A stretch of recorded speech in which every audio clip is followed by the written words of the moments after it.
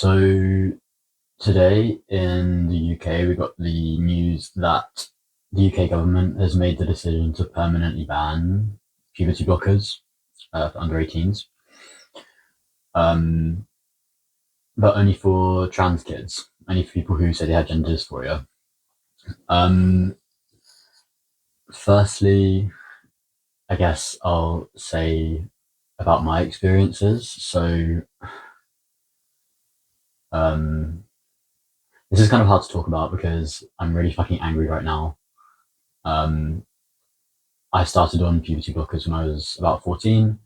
It was already too late. I'd already started puberty, but it paused things.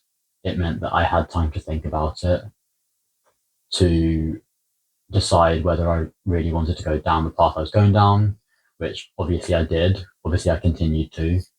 At 16, I started on T, and now I'm a happy, healthy, honestly thriving adult. Um, Thanks to those things that I was able to access at that age. I wish I'd been able to access them earlier, because I was already well into female puberty and I was miserable. Um, it was starting on that medication that saved my life, that made me happier. I didn't feel comfortable in my body or in myself up until that point. That's what gender dysphoria is.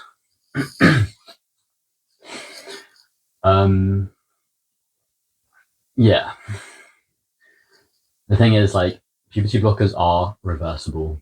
They do pause things. They do allow people to think about the future and think about the decision they're making. So yeah, it's pretty distressing to think about all of the kids who are going to be in the position that I was in when I was that age, but with the knowledge that there are so fewer options.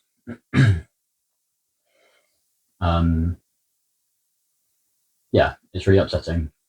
These blockers are only being banned for trans people. They are not being banned for kids who are going through precocious puberty.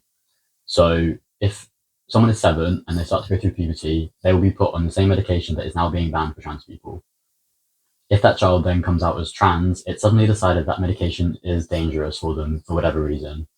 Clearly the reason being transphobia. So yeah, to say that it's to protect people because there's not enough information or evidence about the safety of this is just incorrect. If that was the case, it would be being banned for everyone, and it's not. It's only being banned for trans people. I find it disgusting that Wes Streeting used his own homosexuality and his own queerness as some sort of bizarre justification for the ban. That makes no sense to me. He said that he understands what it's like to have to hide a part of yourself. That's not how I feel. That's not how I felt. What I felt was that I needed access to medication in order that I could feel more comfortable with my body and feel that my body was mine. And luckily for me, I was able to access that.